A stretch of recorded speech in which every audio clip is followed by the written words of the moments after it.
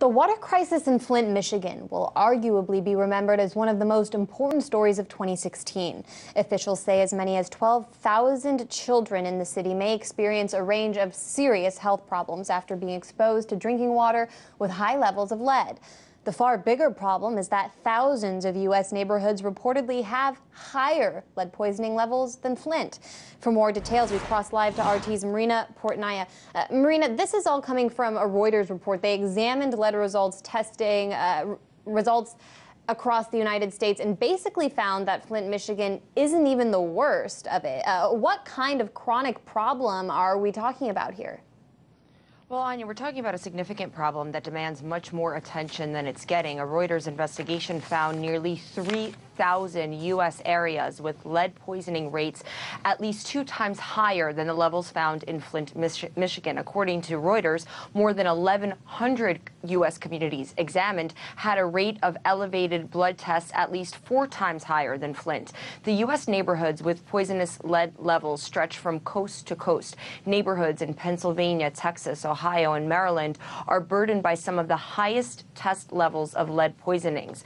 Like Flint, Michigan, the most toxic areas are plagued by what's called legacy lead, crumbling paint, plumbing, or industrial waste that's been left behind from decades ago. And how exactly did Reuters discover this toxic truth about lead poisoning in America?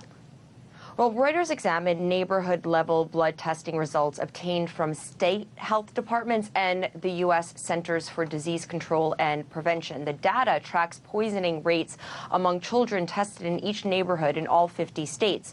So the local analysis allows for pinpointing neighborhoods whose lead poisoning problems may be obscured in broader surveys. So, for example, across Maryland, 2% of childhood lead tests were high in recent years. But in some areas of Baltimore, the rates of lead poisoning reach an astounding 40%, according to Reuters. Wow. And since the 1970s, though, the U.S. has at least been making efforts to eradicate child lead poisoning.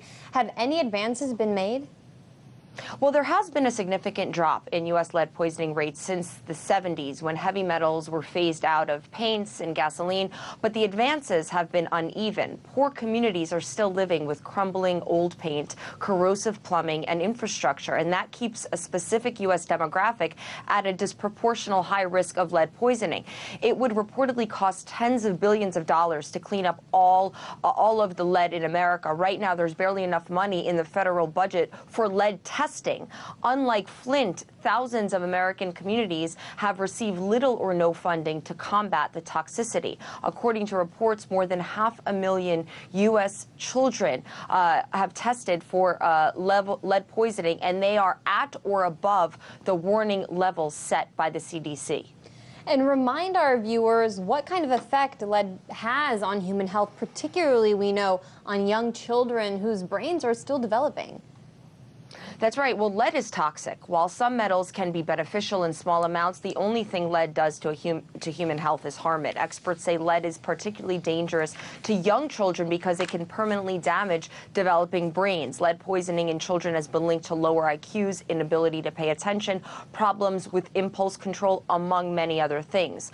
Now, many in the medical community say they hope this data revealed by Reuters ignites public outrage and forces elected officials to make changes, or at the very least seek lead abatement grants in the most toxic spots of the United States. But we know how tragic the story in Flint, Michigan has been for the past 2 years. But now we're finding out that these tragedies are occurring in other hotspots throughout the United States. Hotspots that seem to have a common thread, Marina, they're poor, and that's what's so interesting about this, is that it's affecting a very specific group of people. So thanks, RT correspondent Marina Portnaya, for bringing us that story.